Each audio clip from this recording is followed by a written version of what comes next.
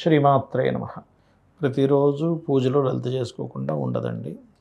ఒకవేళ బయటికి ఎక్కడికైనా వెళ్ళినా కూడా అక్కడే కూర్చొని కూడా చేస్తానని లలిత అనేటువంటిది అది అమ్మవారి అనుగ్రహం, మనం చేసేది కాదు. అమ్మవారు చేయించుకుంటుంది మన మీద దయతో. అక్కడ ఏంటంటే అన్ని నామాల కంటే లలిత సహస్రనామాలకి గొప్పగా చెప్తూ ఉంటారు. ఎందుకు అంటే ఏ నామాలైనా మనుష్యులు రచించినది, రత ఋషు ప్రోక్తంగా వచ్చినటువంటిది, లేకపోతే సిద్ధుల ద్వారా అలా ఆ రకంగా వచ్చింది. కానీ లలితా సహస్రనామాలు మాత్రం దేవత ద్వారా, అంటే అపౌరుషములు అంటారు.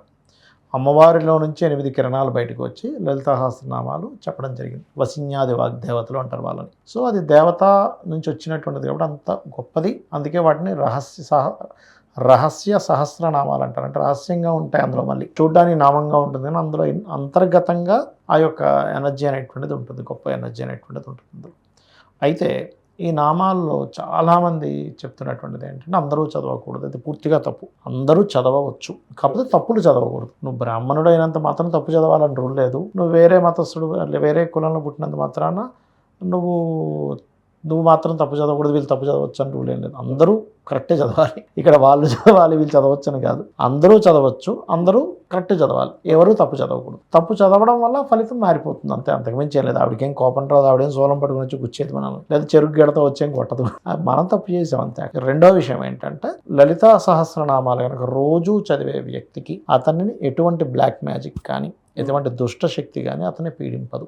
ఎందుకు అంటే అమ్మవారి యొక్క ఆవరణలో ప్రత్యంగర అనేటువంటి అమ్మవారు వస్తుంది. ఎవడైనా అతని మీద ఎవరైనా సరే బ్లాక్ మ్యాజిక్ చేద్దామని రోజు లలిత చదువుతూ ఉంటే కొంతకాలానికి ఒక స్ఫురణ స్టార్ట్ అవుతుంది వాళ్ళకి. ముందుగా జరగబోయే అంశం వాళ్ళకి తెలియడము, ముందుగా ఈ ప్రమాదం వస్తుంది అనగానే వాళ్ళంతటా వాళ్ళకే అది విరమించుకోవడం ఇలాంటి. అయితే మనం లలితనే కాదు, మనం ఏదైనా ఒక దేవతా మంత్రాన్ని లేకపోతే లలితా సహస్రనామాల్లోనూ ఒక నామం తీసుకొని జపం చేస్తున్నాం. ఇప్పుడు ఉద్యోగానికి ఓం మాణిక్యం ఒకటాకార జానుద్వై విరాజితాయ నమః, సంపత్తికి ఓం సంపత్కరీ సమారూఢ సింధురవ్రజ సేవితాయ నమః, ఓం ధర్మాధ్యక్ష ధనాధ్యక్ష ధనధాన్య వివర్ధిని నమః. అదేవిధంగా ఆరోగ్యానికి ఓం సర్వవ్యాధి ప్రశమని సర్వమృత్యు నివారిణి అగ్రగణ్య చింత్యరూప కలికల్మషనాశిని నమః. ఇలాగా చాలా ఉన్నాయి అందులో. మీరు ఒక నామం తీసుకొని చేస్తూ ఉన్నారు. అలాగా చేయగా ఏమవుతుందంటే ఫస్ట్లో అంటే ఈ నామాలైనా అమ్మవారికి సంబంధించిన ఏ నామం మీరు చేస్తున్నా మీరు శాంభవి ముద్ర అంటారు. అంటే ఇలా మీ దృష్టి అంతా ఇక్కడికి వెళ్ళిపోయింది చూడండి, శాంభవి ముద్ర అది వేసుకొని నాలిక పైకి పెట్టుకొని చేయాలి. ఇలా చేసేటప్పుడు ఏమవుతుందంటే మీకు కొంతసేపటికి ఒక ఎనర్జీ ఇలా పట్టుకున్నట్టుగా అనిపిస్తుంది. రెండవది, కొంతకాలం మీకు అమ్మవారి యొక్క సిద్ధి కలుగుతుంది అన్నప్పుడు గజ్జల చప్పుడు వినిపిస్తుంది, ఘల్ ఘల్ ఘల్ ఘల్ అని. ఒక్కొక్క అవతారాన్ని చేసేటప్పుడు దశమహావిద్యలు ఉన్నాయి. దశమహావిద్యలో ఒక్కొక్క అవతారాన్ని ఒక్కొక్క రూపాన్ని చేసి ఒక్కొక్క రకమైన అనుభూతులు వస్తాయి. కొంతమందికి మాతంగి లేకపోతే శ్యామల అంటారు, ఆవిడనే అలా మాతంగి అమ్మవారు. అమ్మవారు చేసేటప్పుడు కొంతమందికి వీణ శబ్దం వినిపిస్తుంది, ఆ మంత్రమే వీణలా వినిపిస్తుంది చెవులో. చేయగా మనిషి ఒక రకమైన స్థితిలోకి వెళ్ళిపోతుంది, దర్శనం జరుగుతుంది అమ్మవారిది. స్వప్నం జరగవచ్చు, డైరెక్ట్ కనిపిస్తుంది అమ్మవారు. మీరు అలాగా ఉండగా కొన్ని సెకండ్ల పాటు ఇలా అమ్మవారు కనబడుతుంది, మాయమైపోతుంది. అది మీ ఊహ మాత్రం కాదు, ఊహించుకోవడం వేరు. మళ్ళీ ఇంకా మీకు స్టేజెస్ వెళ్తున్నా కదా పక్కన కూర్చున్న ఫీలింగ్ తెలుస్తుంది, మిమ్మల్ని ఇలా తడుగుతున్నట్టు తెలుస్తుంది, ఎదురుగా ఇలా ఉన్నట్టు తెలుస్తుంది, పక్క చుట్టూ తిరుగుతున్నట్టు అనిపిస్తూ ఉంటుంది. మీరు ఆ సమయంలో మీ యొక్క స్థితి అమ్మ అనే భావంతోనే ఉండాలి. అమ్మో దేవత వచ్చేసింది బాబో ఏదో అయిపోతుంది. భ్రమలు భయాలు, వాళ్ళ జన్మజాతకంలో భ్రమయోగాలు ఎక్కువగా ఉంటాయి, అంటే భ్రమలు ఎక్కువ పడుతుంటారు. అది పూజనే కదా, ఏదైనా భ్రమే. అలా భ్రమలు పడేటువంటి యోగాలు చంద్రుడు పాడవుతాడు వాళ్ళకి. అప్పుడు వాళ్ళు ఎక్కువగా ఫస్ట్ దుర్గానామాన్ని చేసుకో, ఓం దుమ్ దుర్గాయ నమః అంటే వాళ్ళకి భ్రమలు తొలగిపోతాయి. దుర్గా దుఃఖనాశిని అంటే దుర్గాదేవి యొక్క అనుగ్రహం కలిగితే మనకు దుఃఖాలు దూరం అవుతాయి. సరిపోతుంది, 48 నిమిషాలు చేయమంటాను నేను. ఏమంతా ఒక ముహూర్త కాలం చేస్తే ఏమవుతుందంటే ఫస్ట్ మీకు భ్రమలు పోతాయి. అంటే కొంతమంది ఏమీ లేకపోయినా ఏదో వచ్చిందని భ్రమపడుతూ ఉంటారు, ఏదో జరిగిందని భ్రమపడుతుంది, భ్రమల నుంచి బయటపడతాడు ఫస్ట్ మనిషి. సో ఈ అమ్మవారి యొక్క ఆరాధన చేసేటప్పుడు ఫస్ట్ మీకు మీ మైండ్లో రావాల్సింది ఏంటంటే అమ్మ, సొంత అమ్మని. ఇప్పుడు మీరు ఉన్నారు, మీ అమ్మగారు వచ్చారు అనుకోండి, మా అమ్మ అని చెప్తారు ఓపెన్గా. కానీ నేనేమంటానంటే ఆ అమ్మవారిని చూసినప్పుడు మా అమ్మని, సొంత అమ్మని చూసినప్పుడు ఏ ఫీలింగ్తో అమ్మ అంటామో అంతే సేమ్ యాజ్ ఇట్ ఈజ్, ఒక్క రవ్వ కూడా తగ్గకుండా అమ్మ అనే ఫీలింగే రావాలి మీకు. అప్పుడు మీకు ఎటువంటి భయము ఉండదు. ఇప్పుడు మీరు ఉదాహరణకి అంటే ఏ ఫీలింగ్ కలుగుతుంది అంటే ఈరోజు ఒకరోజు మీ అమ్మగారు మీకు చికెన్ వండి పెట్టింది, మంచి బిర్యానీ చేసి పెట్టింది. తర్వాత రోజు ఏదో మజ్జిగన్నం పెట్టింది. వెంటనే మీరు నేను చికెన్ వండి పెట్టిన వాళ్ళ మజ్జిగన్నం పెడతావా అని అన్నారు.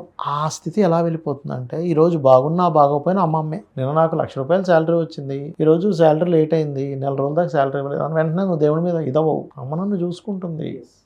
అమ్మ ఈ లౌకికమైన చిన్న చిన్న విషయాల దగ్గర ఉండడు. ఇంకా మీరు కాళ్ళ మీద నిలబడతారు కదా, కాళ్ళ మీదే నిలబడతారా లేకపోతే నమ్మకంతో నిలబడుతున్నారా, లేకపోతే అంటే కాళ్ళ మీద నిజంగా నిలబడుతున్నారు నమ్ముతున్నారా, నమ్మకం లేకుండా నిలబడుతున్నారా? మీరు నమ్మినా నమ్మకపోయినా కాళ్ళ మీద నిలబడుతున్నారు, భూమి మీద నిలబడుతున్నారు కదా.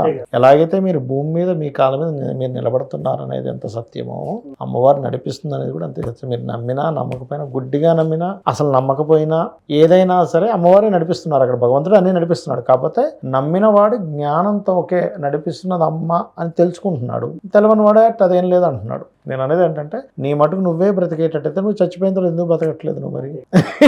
అవునా కదా. ఇక్కడ ఏంటంటే శాస్త్రం తెలిసిన వ్యక్తి అంటే మెడికల్ తెలిసిన వ్యక్తి ఈ క్రిములు అంటే శుభ్రంగా చేయగడుక్కుంటాడు. మెడికల్ గురించి తెలిసిన వ్యక్తి క్రిములు ఉన్నాయని తెలుస్తుంది. ఏమీ తెలియని వాడు ఏం చేసుకోడు. మనకు అనిపించవచ్చు అదేంటి శుభ్రంగా చేయి కడుక్కున్నవాడు బాగానే బతుకుతున్నాడు, కడుక్కోకూడదు తినేవాడు బాగానే ఉన్నాడు కదా అంటే అది లాంగ్ టర్మ్లో ఎక్కడో ఇబ్బంది ఇవ్వచ్చు. శుభ్రంగా ఒక చేయి కడుక్కున్న వాడికి బాగుంటుంది. అలాగే పరమాత్మ మీద పరమాత్మ నడుపుతుందనే నమ్మకంతో ఉంటున్నాం, భారం కాదు. అక్కడ పరమాత్మే నడుపుతున్నాడనే ఒక స్పష్టతతో బతకడం వేరు, ఇదంతా ఏం లేదు నేనే గొప్పవాడిని అనుకొని బ్రతకడం వేరు. నువ్వే గొప్పవాడివి అయితే నువ్వు అనుకున్నంతకాలం బతకాలి, ఎందుకు బతకట్లేదు? నువ్వే గొప్పవాడివి అయితే అన్ని నీ ఆధీనంలో ఉండవు, ఎందుకు ఉండట్లేదు? మెయిన్ జాతకం ఉపాసన రెండు ఉంటాయంటే ఎవరికైనా కూడా, ఏ జ్యోతిష్యులకైనా ఉపాసన అమ్మవారు పలికిస్తుంది, ప్లస్ జాతకం భాగం కూడా ఉంటుంది. ఏం లేదండి, ఇక్కడ ఏంటంటే మనం ఉపాసిస్తున్నాం అనడం కంటే కూడా అమ్మవారు మనకు అదృష్టం ఇచ్చింది. అమ్మవారిని ఉపాసించే యోగాన్ని మనకి ఇచ్చింది. మనం అదృష్టవంతులు అని కూడా, మనం ఏదో ఉపాసిస్తున్నాం అనేది గర్వం అవుతుంది. పొద్దున్నే 4 గంటలకు లేవడం నా దినచర్య అయితే, లేచి చక్కగా యోగా ఏదో చేసుకుంటాం ఒక అరగంట సేపు. దాని తర్వాత ఇంకా పూజాది కార్యక్రమాలు ఉంటాయి. దాని తర్వాత ఇంకా షూటింగ్స్, కాల్స్, ఏదో గోశాలకు వెళ్ళడం, మళ్ళీ ఈవినింగ్ టైం మళ్ళీ కూర్చొని మళ్ళీ అనుష్ఠానం చేసుకోవడం, రాత్రి వరకు ఏవో ఉంటాయి కదా వాళ్ళ డౌట్స్ వీళ్ళ డౌట్స్ ఉంటే క్లియర్ చేసుకోవడం, కాసేపు ఫ్యామిలీతో గడపడం, నిద్రపోవడం, ఇంతకుమించి ఉండదు అక్కడ స్పెషల్గా. శ్రీమాత్రే నమః.